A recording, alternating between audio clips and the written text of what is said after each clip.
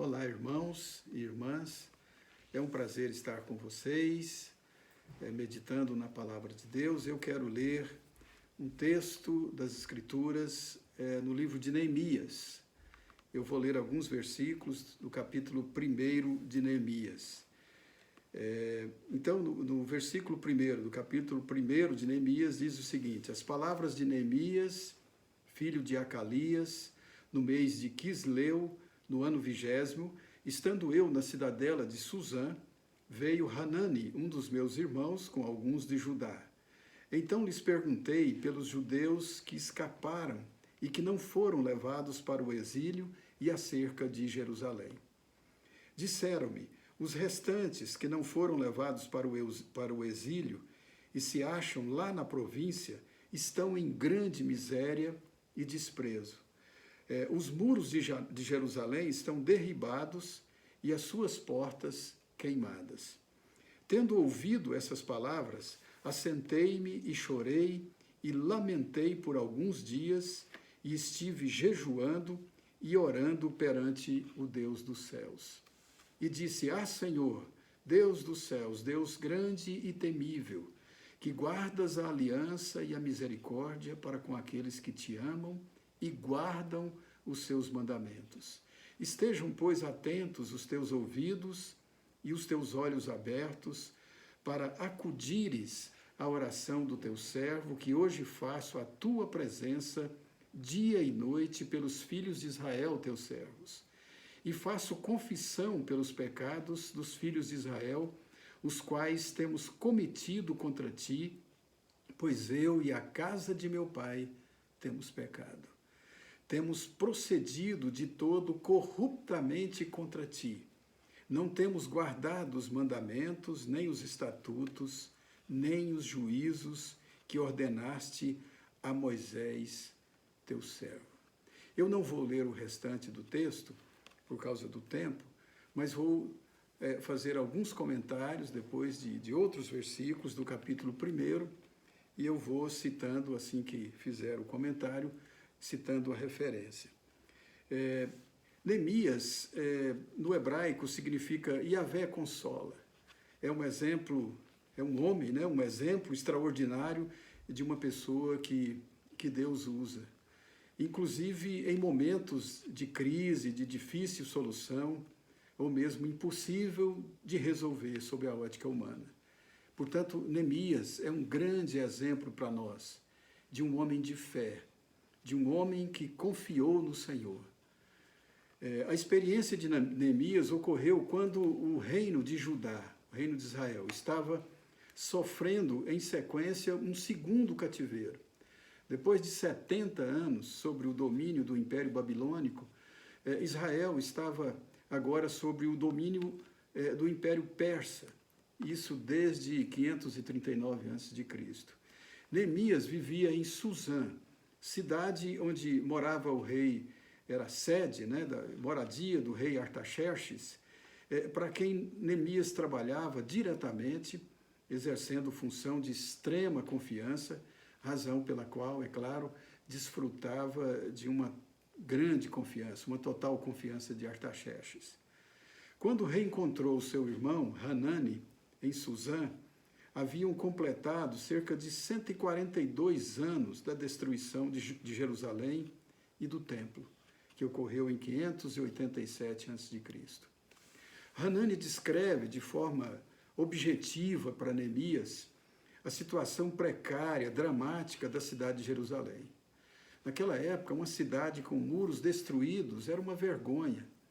Os portões da cidade também estavam queimados, derrubados, além da condição de miséria e desprezo das famílias de judeus que haviam ficado na cidade, aqueles que não foram exilados, conforme os versículos 4 e 5 do capítulo 1. Neemias, então, reage a esses fatos, a essa notícia péssima, com muita tristeza, mas também com oração, com intercessão. Ele busca o Deus soberano em alguns dias de oração e, quebrantado, intercede pelo povo de Israel, reconhecendo o pecado dos filhos de Israel e manifestando a sua confiança na fidelidade do Deus perdoador, que resgata e que também restaura o pecador. Isso está nos versos 6 a 10. Finalmente, Neemias se oferece a si mesmo como instrumento de Deus na restauração da cidade e das pessoas. Havia algo para se fazer lá. Neemias tem essa percepção e, crendo naquilo que Deus ia fazer, ele se oferece para ir para a cidade. Então ele deseja ir a Jerusalém e pede ao Senhor que o abençoasse no pedido de afastamento que ele faria para o rei. Deus ouviu a oração de Neemias e o rei Artaxerxes autorizou que ele fosse para Jerusalém. Jerusalém ficava a cerca de 1.000 quilômetros de Suzã. E então Neemias é autorizado a ir para Jerusalém com toda a autoridade e recursos para restaurar os muros e os portões da cidade. Após 52 dias em Jerusalém, ele restaurou as muralhas e pôs guardas nos portões da cidade. Uma situação que perdurava 142 anos. Deus abençoou Neemias em todo o tempo e outras reformas também foram realizadas, conforme registra o livro de Neemias, isso tudo num período de 12 anos.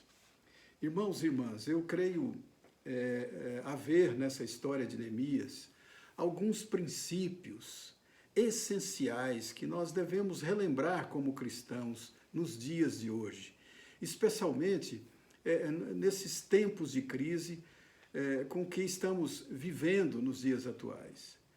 Então, eu gostaria de merecer a sua atenção para esses princípios, que são princípios que eu considero essenciais para nós. Em primeiro lugar, Neemias reconhece e exalta a soberania de Deus. Para Neemias não havia dúvida absolutamente nenhuma. Deus é soberano. Deus é soberano.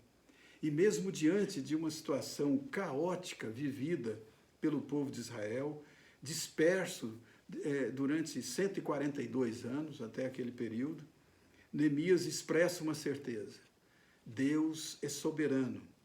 E o mesmo Deus que permitiu o cativeiro de Israel é o mesmo que pode libertar Israel. Por quê?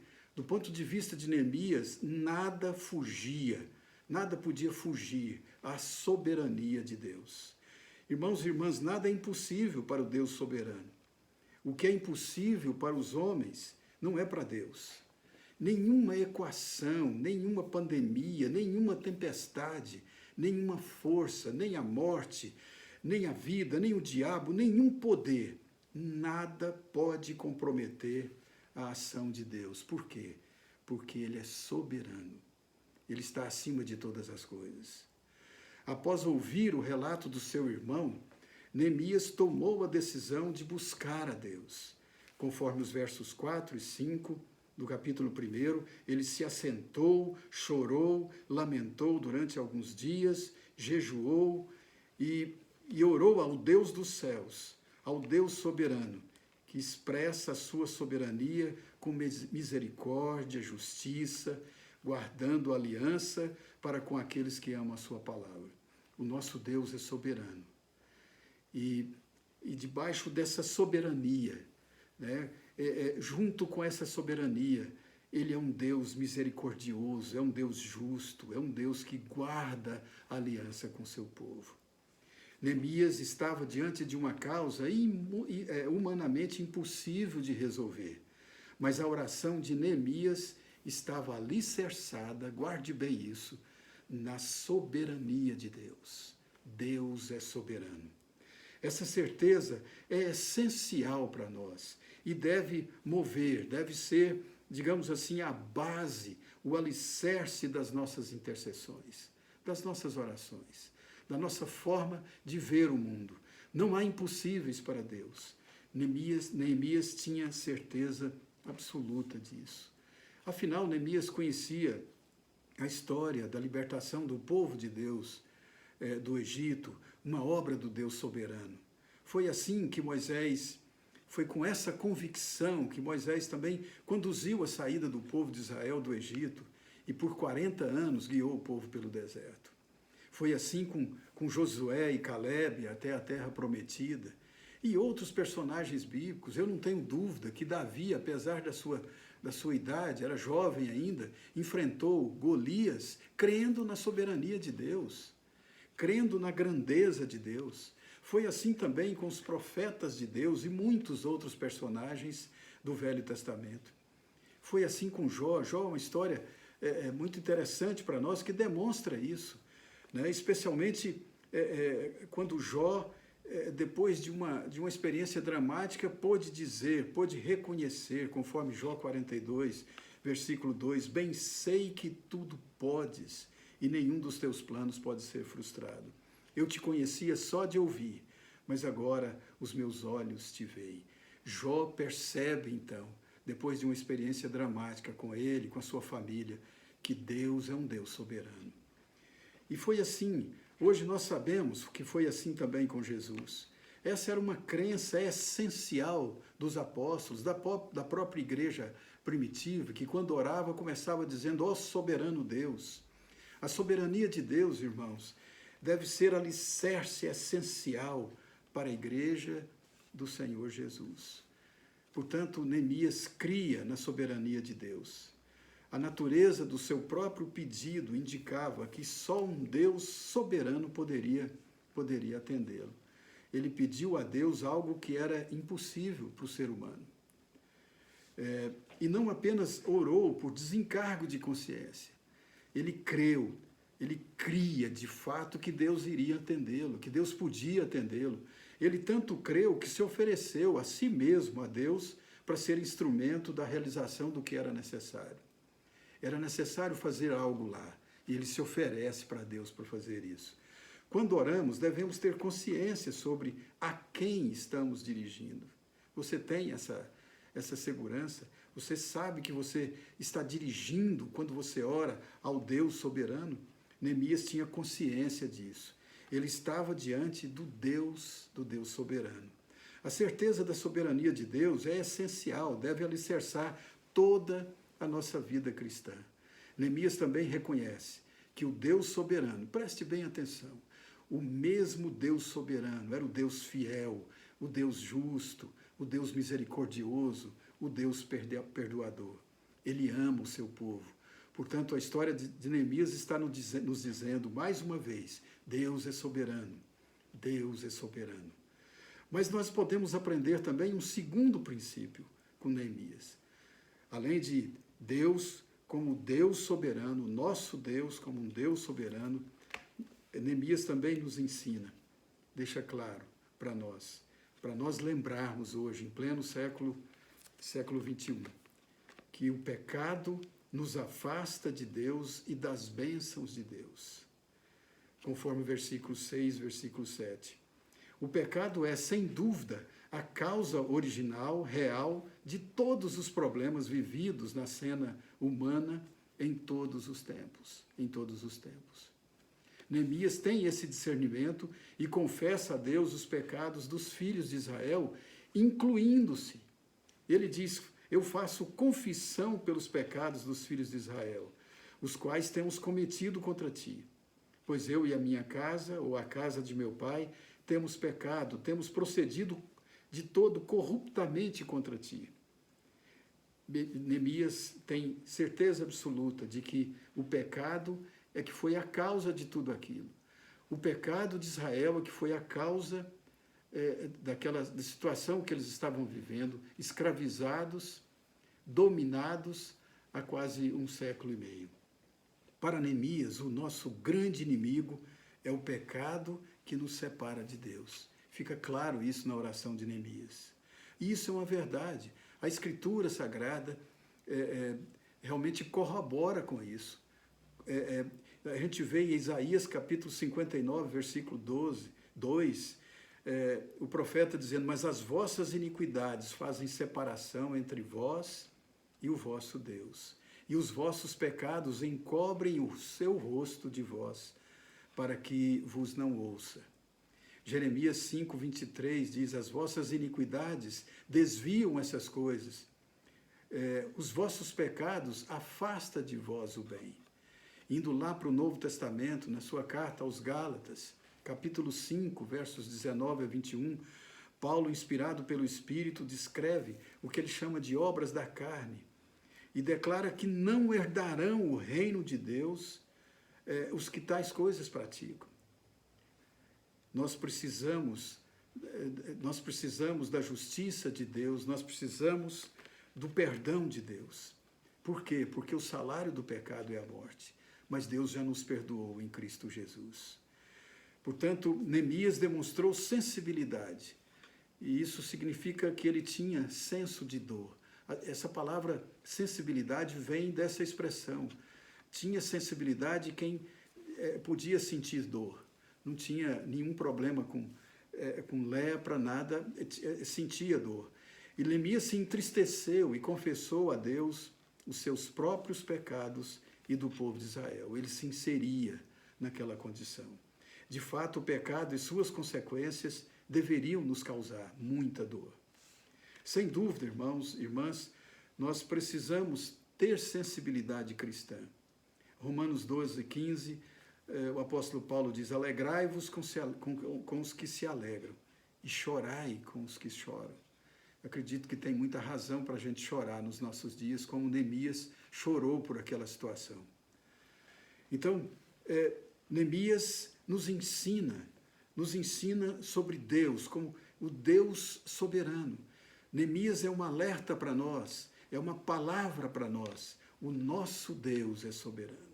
O nosso Deus está acima de tudo, de todos. Mas também ele nos ensina, ele nos alerta que o pecado nos afasta de Deus e das bênçãos de Deus. Essa é a história bíblica, do Novo e do Velho Testamento. Nós nos afastamos de Deus e das bênçãos de Deus por causa do pecado. Em terceiro e último lugar, Neemias também nos lembra que o Deus soberano é rico em perdoar. É rico em perdoar. Alguém disse que o nosso Deus odeia o pecado e ama o pecador. Ele perdoa toda iniquidade, conforme o profeta Oséias. Neemias confessa a terrível condição de pecado do povo de Israel pela desobediência aos mandamentos, decretos, estatutos que o Senhor os havia dado por meio de Moisés. Por isso foram espalhados entre os povos, conforme o versículo 7 do capítulo 1.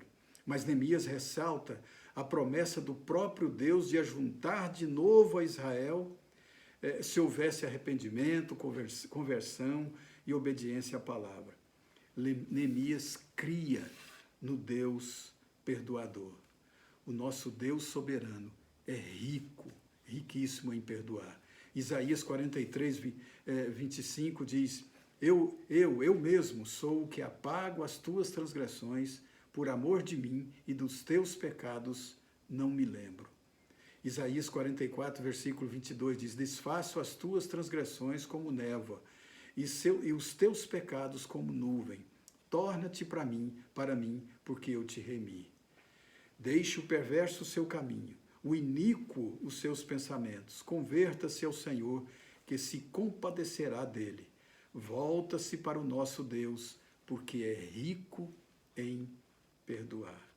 1 João, capítulo 1, versículo 9, já no Novo Testamento, diz: se confessarmos os nossos pecados, ele é fiel, justo, bondoso para nos perdoar, e perdoar os pecados e nos purificar de toda injustiça. O nosso Deus é soberano. O pecado nos afasta de Deus e das bênçãos de Deus. Mas o Deus soberano é rico em perdoar. E em quarto lugar, os perdoados devem estar prontos para atuar como instrumentos de Deus em favor dos perdidos. Ou seja, nós estamos diante de uma tragédia, a tragédia do pecado. E nós, como povo de Deus, como filhos e filhas de Deus, somos desafiados, devemos estar prontos para atuar como instrumentos de Deus em favor dos perdidos. Neemias, crendo na sabedoria, no perdão e na restauração pelo poder de Deus, se oferece a si mesmo como instrumento para mudar toda aquela situação de 142 anos. Neemias tinha algo que toda pessoa de Deus, que todos nós devemos ter. Ele tinha visão. De acordo com John Stott, visão cristã é uma insatisfação profunda quanto à maneira como as coisas são e uma compreensão nítida em Deus da maneira como elas podem ser.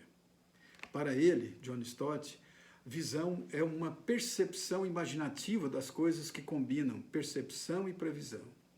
A fé nos leva a imaginar como as coisas devem ser e orar para que Deus, pelo seu poder, torne isso real. Quando temos uma visão, somos capazes de investir tempo, trabalho, suor, dinheiro, tudo por um projeto. Foi o que ocorreu com Neemias. O que a palavra de Deus está dizendo é o seguinte: se eu acho que tem alguma coisa errada, alguma coisa fora do plano de Deus, seja na minha família, seja o que for, a palavra está dizendo, então ore, tenha visão. Ou seja, eu vejo como as coisas são e isso me causa uma indignação, uma insatisfação. Então eu vejo em Deus como elas podem ser. E isso é uma compreensão, uma visão. Foi isso que ocorreu com Neemias, que se indignou com a situação de Jerusalém, mas transformou essa indignação em uma prontidão, um desejo de fazer, uma busca diligente por uma alternativa que pudesse mudar aquela situação de Jerusalém. Esse tipo de postura foi muito comum no ministério de Jesus. Ele ficou indignado com as enfermidades, com a morte, com a fome que atingia as pessoas. Ele percebia que essas coisas eram absolutamente alheias à vontade de Deus. Daí a sua compaixão pelas vítimas. A indignação e a compaixão formam, irmãos, uma combinação poderosa e são indispensáveis para a visão. O que é apatia? O que Deus não quer de nós, e Neemias dá o exemplo para nós aqui, é que a gente não seja apático diante dessas coisas. A apatia é a aceitação do que é inaceitável. E no nosso caso, é aquilo que é inaceitável diante de Deus. A influência cristã começa com uma recusa resoluta dessa aceitação. George Will, em 1981, dezembro de 1981, depois da declaração da lei marcial na Polônia, ele afirmou, olha com o que ele estava indignado. Ele disse, o que é ultrajante é a ausência do sentimento de ultraje. Que as nossas orações, irmãos e irmãs, aumentem diante de tantas coisas que deveriam mudar sob a ótica de Deus. É só olhar para o nosso lado, é só olhar para o nosso país, olhar para o mundo. Há muitas coisas que a gente percebe que não estão como Deus desejaria. Então devemos orar por isso, devemos ter visão. Neemias teve visão. Ele creu que a situação de Jerusalém poderia ser modificada e entendeu que precisava fazer algo. O amor de Deus estava em seu coração. Os cristãos, alguém diz que são salvos não apenas de alguma coisa, o pecado, mas também para alguma coisa, soberania de Cristo sobre toda a vida. Pessoas transformadas transformam culturas e as próprias circunstâncias. É isso que todo cristão é chamado para fazer. Esse é o exemplo que Neemias nos dá. Em 52 dias, Neemias resolve no Senhor uma pendência de 142 anos. Então eu quero concluir dizendo, o nosso Deus, são lições que Neemias traz para nós. O nosso Deus é um Deus soberano. Por mais assustadora que seja a crise, por mais que estejamos diante de estruturas poderosas ou diante de algo impossível, da morte, a palavra cortante de Deus que está nos lembrando agora é Deus é soberano. Ele é soberano. Nada é impossível para Deus. Absolutamente nada. Nada, nada, nada. O pior desastre, em segundo lugar, na nossa vida é o pecado que nos afasta de Deus e também nos afasta das bênçãos de Deus. Mas esse desastre, Deus já o corrigiu. O texto de Neemias nos lembra, o Deus soberano também é riquíssimo em perdoar, em restaurar e libertar. Jesus veio. Jesus morreu na cruz pelos nossos pecados. Então, o nosso Deus soberano, é restaurador, é riquíssimo em perdoar. Em quarto lugar, sejamos instrumentos de Deus para a salvação dos perdidos, de Jerusalém até os confins da terra. Não esqueça, meu irmão, Deus é soberano. Você está diante de alguma equação difícil, impossível sob a ótica humana? Lembre-se disso. Deus é soberano. Ah, alguém morreu, eu perdi alguém. Deus é soberano. Deus é soberano. Sejamos, portanto, instrumentos desse Deus soberano. Que Deus nos abençoe. E o meu desejo é que o grande amor de Deus, a graça do nosso Senhor e Salvador Jesus Cristo, o amor e as consolações do Espírito Santo estejam com todos vocês, agora e sempre. Amém.